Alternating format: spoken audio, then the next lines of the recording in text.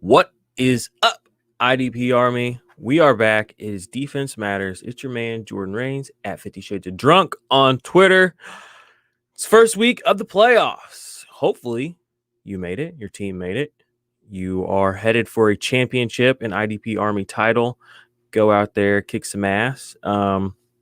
I made it in the playoffs in quite a few of my leagues. I'm sure you guys did too. But yeah, happy to be here to navigate some of the start sits going into this week. I'm not going to do my usual like IDP ranking stuff just because I know a lot of people are kind of falling out. I'm going to talk about the trends, kind of talk about the leaderboard through the regular season. And then from there, we're just kind of go through, some of the start sit questions I did have today on Twitter. And yeah, we will just go from there. So as always, guys and gals, would appreciate any reviews or 5-star ratings, all that good stuff. If you're on the iTunes, Spotify world over there, subscribe to the YouTube channel. We always appreciate that. Myself and Steve put a lot of work into this to give you guys some good IDP content through the season. And yeah, if you want to check out some of my work at dynastynerds.com, you can go over there and check that out, or you can hop on their YouTube channel. I have a show In My Defense on there. I actually just posted a new show last week. So before we go ahead and jump into this week, let's go ahead and break down a little of last week. The top scorers in IDP 1-2-3 scoring this last week. At defensive line, Justin Houston put up a big old game at 39 points. The old man doing some work out there. 55% of snaps only, but 4 solos, 2 tackles for loss, 3 sacks. Woo, hat trick, big dog. A safety. He gets safeties every now and then. Then 3 quarterback hits and a forced fumble. So that was a big game for the old guy.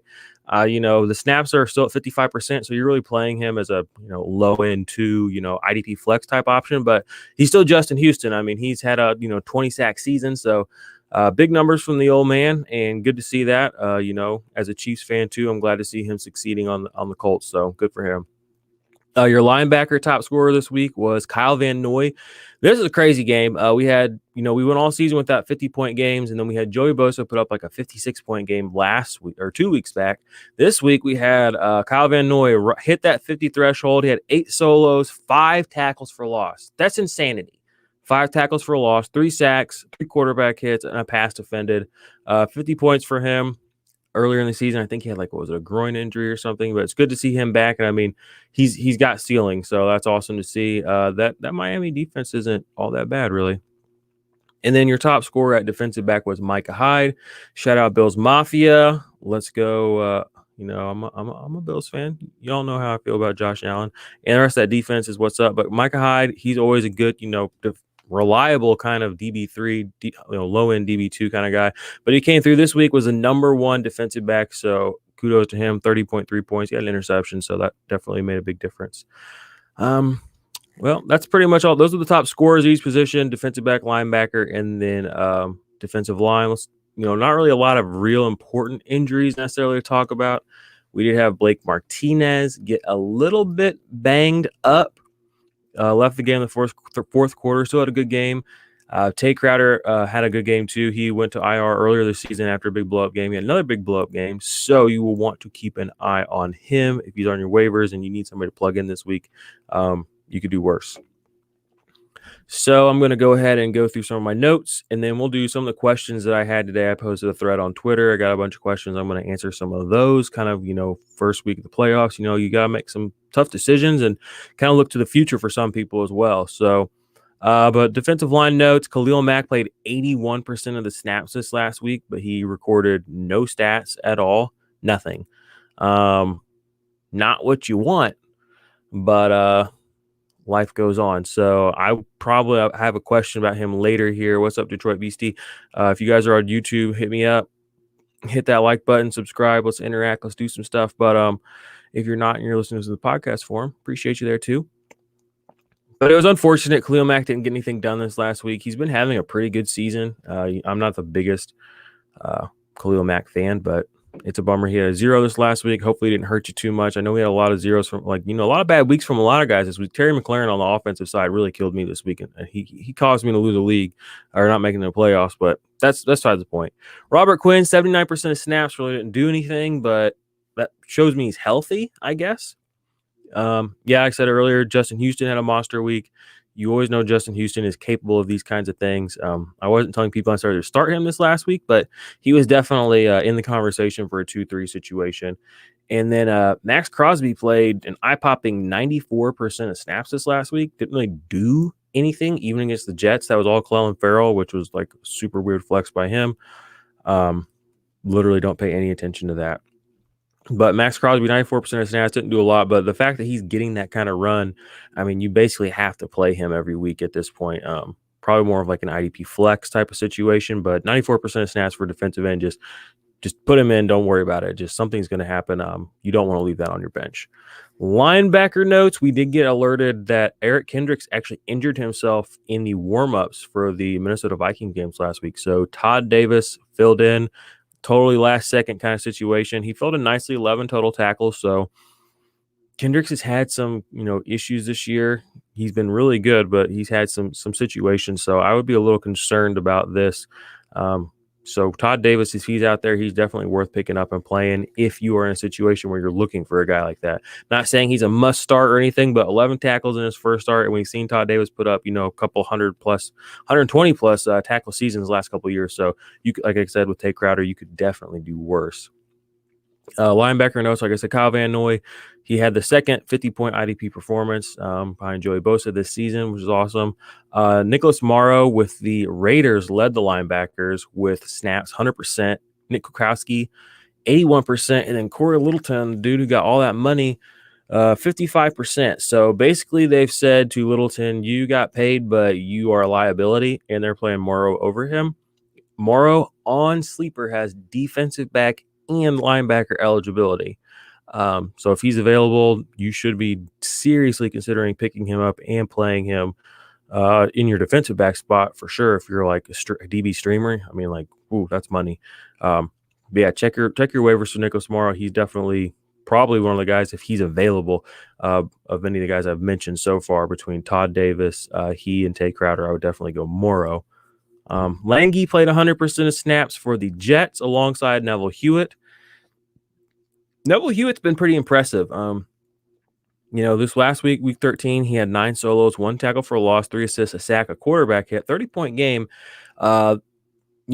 He's since his bye week in week 10, he's had 22 points, 25.7 points, and 30 points. He's had 3 tackles for loss, 2 sacks, a forced fumble recovery, and 21 solos over the past 3 weeks.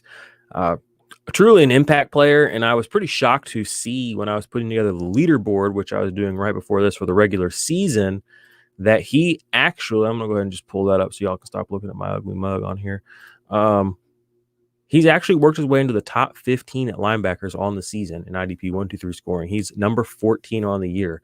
I kind of blew my mind, definitely kind of shocked me a little bit. He's ahead of even Patrick Queen, somebody that I know we've all been playing, with a lot of gusto this season. He's been having a great season. No shade on him, but Neville Hewitt has quietly, soared up the board. So here we are with Neville Hewitt as a top 15 linebacker. Honestly, he's basically some of the questions that I have, which I'm going to get to here soon. He's in there a lot, and it's hard to bench him. Even for some big names right now, it's hard to bench Neville Hewitt knowing that he's kind of got that big play upside. Now, granted, I know they did just fire Greg Williams with the Jets, so that's good. So maybe his role is a little different, but we don't know that. I'm not trying to prognosticate that. I don't want you to be scared to play Neville Hewitt. You should probably still be playing Neville Hewitt. But I wanted to point out that he's having a better season than I think people realize. He needs to get some credit for that. Jordan Brooks this last week, Seattle Seahawks, played 77% of snaps, posted 11 total tackles. That ain't bad. 5 solos, 6 assists. So he's out there. He's busy. Nothing special, but he's busy. So if he can hit the field again a couple more times, maybe he pops. So he's on a defense with some guys that got some swag. It's kind of built, the Seahawks defense in my mind is built similarly to the Chiefs defense, where they're not built to stop people from scoring. They're built around playmakers who make big plays in big moments. So if the offense can keep the game close, they have these guys. Look at the Chiefs. I digress a little bit. Look at the Chiefs. You got Tyrann Mathieu, Frank Clark, Chris Jones, Daniel Sorensen, even their cornerbacks. Watching last year and this year, these guys make plays at the right times in games. They make plays when it counts. Sure, they let people score on them a lot.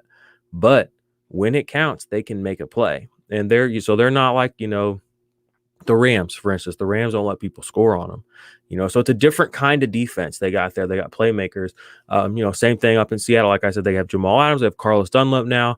They've got some corners that can be, do some things, Bobby Wagner, but they're not really going to stop you from scoring, but they do have playmakers. So Jordan Brooks might make his way into that list as a playmaker. KJ Wright, we know he can make plays from time to time. He can have big blow-up games. And then we all know what Bobby Wagner is. And then last thing on the linebackers I wanted to harp on was the Eagles linebackers. Alex Singleton, he's a hot topic. Gets New Orleans this week, I believe. He's basically, you should be playing him. He's been playing really well. A couple of double-digit tackle games over the last couple of weeks. Let me double check here. Yeah, 11, 5, and then 11 going back the last 3 weeks, and a 15 tackle game before that. So he's busy out there. It's taking a little while for me to really recommend him as a start, but when you really look at the way his season has been, he's awesome. He's racking up the tackles. He's making impact plays from time to time. So Alex Singleton should probably be in your lineup as a, you can play him as a low end one. I'll say it like it is, because it's taking me a while to say it, but I want you guys to know you should be, if you have him and the points are there.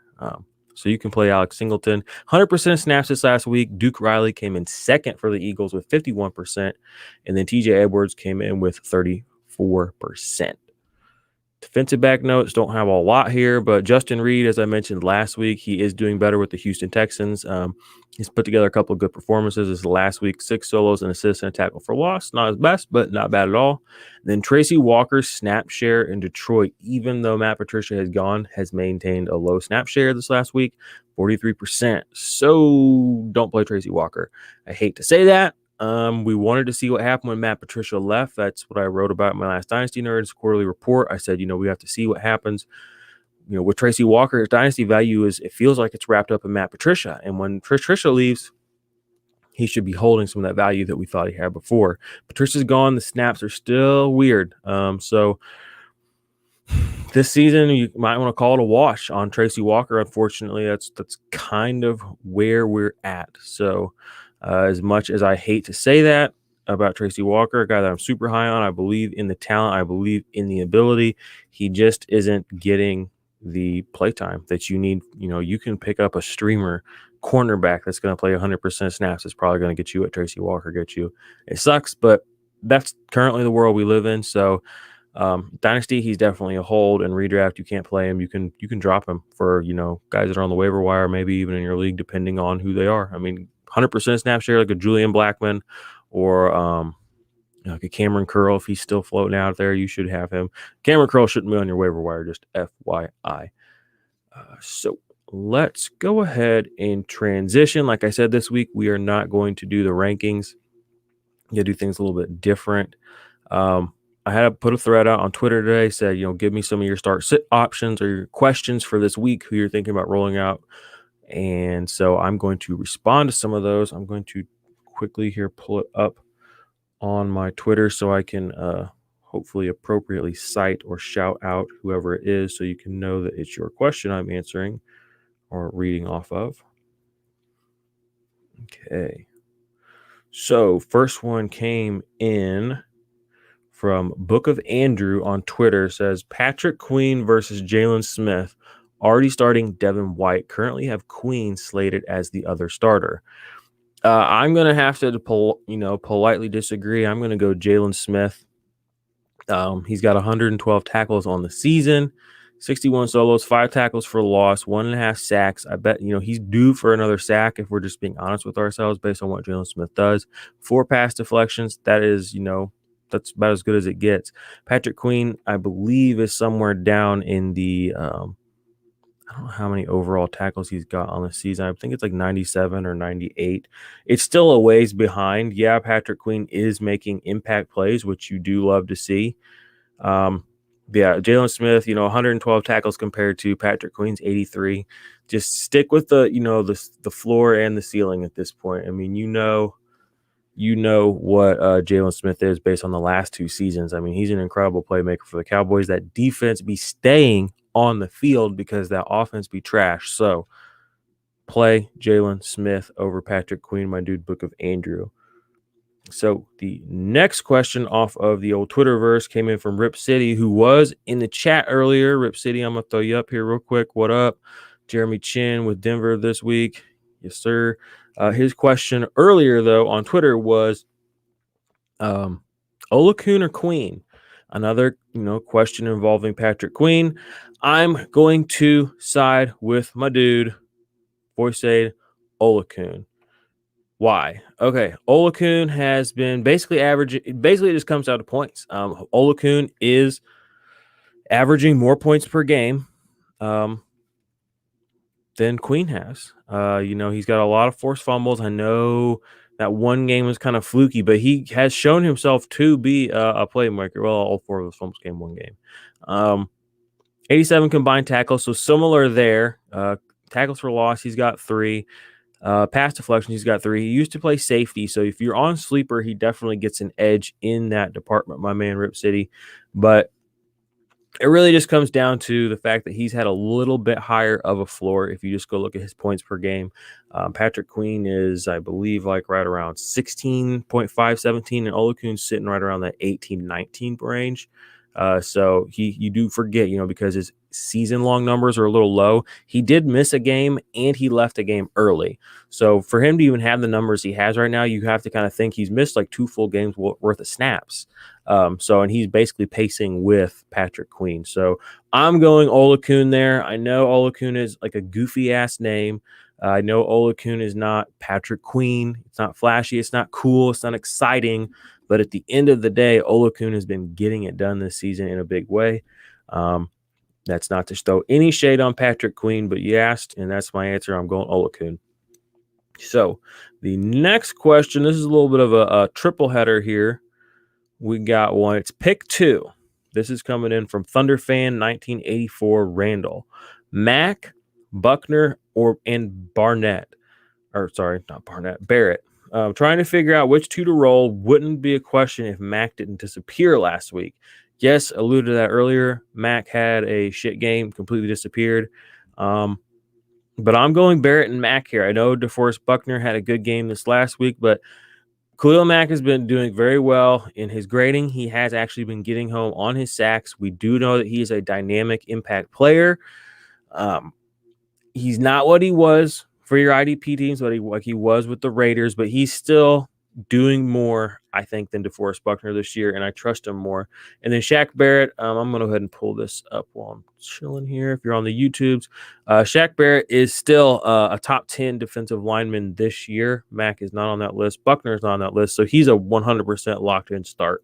I know he's had a couple of kind of down-ish weeks, but you can't let that really, overly affect. I mean, this is the playoffs. Play your best players. Shaq Barrett is one of the best defensive ends or pass rushers, what I'm going to call him in the league. If you're watching on YouTube, this leaderboard, it says through week 13. That means the regular season. This is through the first 6 weeks, 13 weeks of the season. This tells you who through the regular season was the highest scorers in IDP 1-2-3 fantasy football.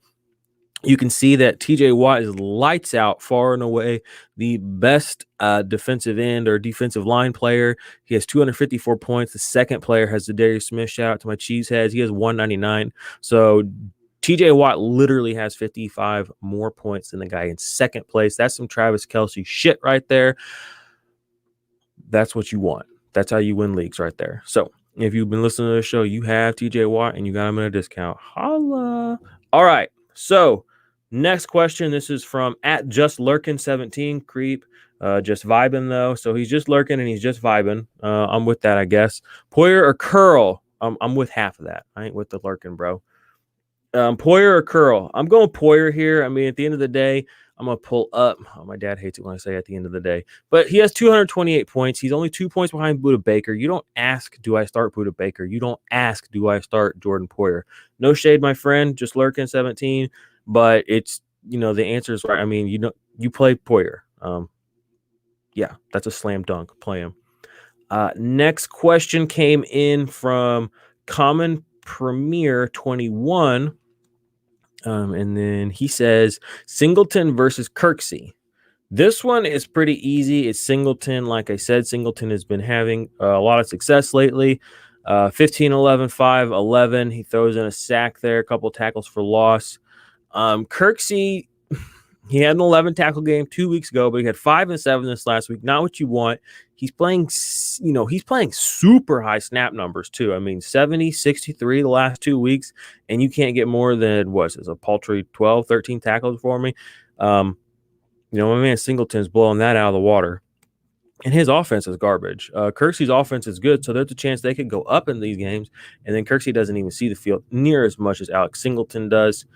So I'm sticking with Singleton between him and Kirksey. No shade on Kirksey, but it's just me. Singleton's been playing lights out. I won't lie to y'all. Not that I'm sleeping on him, but I haven't been hyping him up enough. But he should be in your lineup. Singleton should. So next question comes in from Press WLS. Nathan Press says bench 2.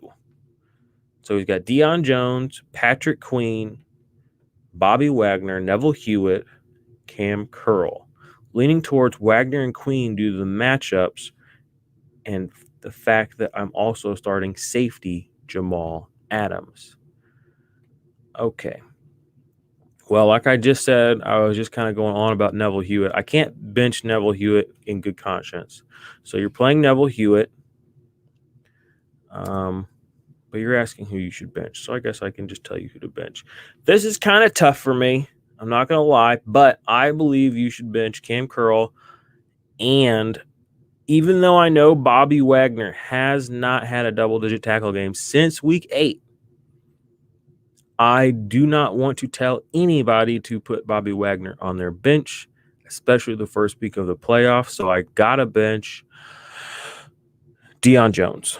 Now, you're probably like, oh my gosh, you're a known Deion Jones hater. You hate Deion Jones. Yes, this is known. And I don't hate him. I'm not a huge Deion Jones stan. But you can't negate what he's been doing the last few weeks. But what it really comes down to is his tackle floor. First double-digit tackle game since last season. Just came this last week. The Chargers. I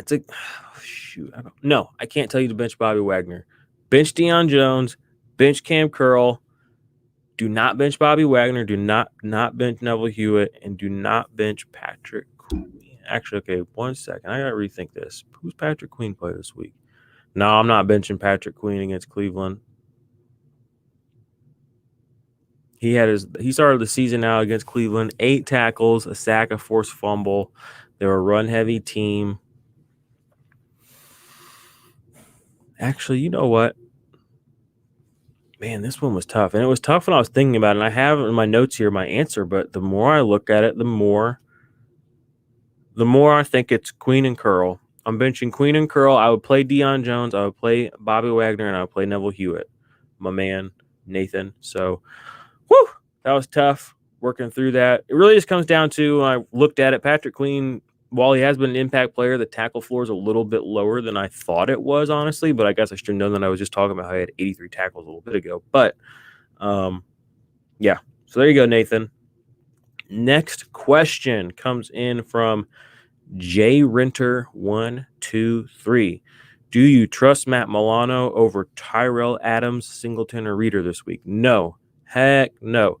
Matt Milano is a break the glass IDP flex guy until further notice. Love Matt Milano. Have him a lot of dynasty leagues, but y'all, you can't throw him into your lineup right now. That's dangerous. Like danger. Tyrell Adams has been playing lights out the past few weeks. Another guy I have not hyped up enough for the IDP Army, and I apologize for that. But Tyrell Adams should be in your lineup. He's playing more snaps than Cunningham. He's making big plays. He's making high tackle numbers. If he'd been playing all season, dropped my phone. If he'd been playing all season and Bernardrick McKinney had not been in, I have no doubt in my mind that he would be in the top 10, top 15, just based on what I've been seeing him do. All right, got my phone. So I had one last question here from Aaron Harris, 31. Aaron says, need to start 2 linebackers. Patrick Queen, Kenneth Murray, Neville Hewitt, and Troy Reeder. Now, Troy Reeder is literally on the field right now because the Rams are playing. And Brockers just had a sack. I thought it was Troy Reeder. I was gonna be like, oh my gosh, that's some crazy ass shit. But of these guys, two of them are rookies. We got Patrick Queen, Kenneth Murray, and then you got Neville Hewitt, Troy Reeder. I would suggest, I guess at this point you either did or didn't play Reeder. I would suggest playing Kenneth Murray and Neville Hewitt. We saw Kenneth Murray finally have his breakout game. He had a sack, like 13 tackles this last week against New England. We know what he's capable of. They've talked about unleashing him. They finally did. He had his big game. He's been getting the snaps consistently. I think that trend is going to continue with him this week. So even though Patrick Queen has been a little more consistent, just because coming into the season, I was more onto Murray, and I still think Murray might be the linebacker one of this class, even though he hasn't been as prolific as I'd hoped. I think when it's all said and done at the end of the season and we really look at the numbers and look at the seasons they had, I think he's just been a little bit overshadowed by the big play, and we'll realize that. So I'm going to go Kenneth Murray and Neville Hewitt there. And bada boom, bada bing. That's it. That's all the questions I had. I know I didn't go super duper into detail. I actually had some more questions, but I really, we'll answer some more stuff on the live cast, the IDP Army live cast on Sunday morning. Myself and Steve will be there. Join up. Join the IDP Army guys and gals. I hope you made it to the playoffs. I made it to the playoffs in a lot of my leagues. It's a bummer the fantasy season is almost over. For some people, it is. If you only play in a few leagues and maybe you didn't make it, I'm sorry, my friends. We will be putting up IDP content here constantly in the off season. Steve and I got all kinds of stuff kind of going. Follow along on the Instagram. I suck at Instagram, y'all. We have an Instagram at IDP Army. Follow along on Twitter, though. That's the best place to find us, at the IDP Army. And then you can find Steve at the Dynasty Chef. Then you can find me at 50 Shades of Drunk. Make sure you subscribe to the channel. Tell your friends about it. Tell your friends about the podcast. And we will see you next week. Hopefully you are still in the running for a championship, IDP Army. I appreciate you. Until next week, go kick some ass. Tell them who sent you.